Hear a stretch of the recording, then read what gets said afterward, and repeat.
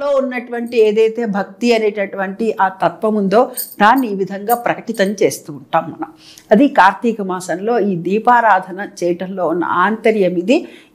ఈ దీపారాధనకి ఇంకా విశేషమైనటువంటి ఫలితం అనేటటువంటిది మనకి లభిస్తుంది. ఈ కార్తీక మాసంలో వచ్చే ఏకాదశి గురించి ఏం చేయాలి, అసలు ఎట్లాగా చేస్తే బాగుంటుంది అనేది చెప్తారా? మనకి సంవత్సరంలో 12 మాసాలు అంటే శుక్లపక్షంలో ఒక ఏకాదశి, కృష్ణపక్షంలో ఒక ఏకాదశి అంటే 12 రోజుల 24. అధిక మాసం వస్తే ఇంకొక 2 కలిపితే 26 ఏకాదశులు. ఒక్కొక్క ఏకాదశికి కూడాను ఒక్కొక్క నామం ఉంది. అయితే ఆషాఢ మాసంలో శుక్లపక్షంలో వచ్చే ఏకాదశిని తొలి ఏకాదశి అని అంటారు.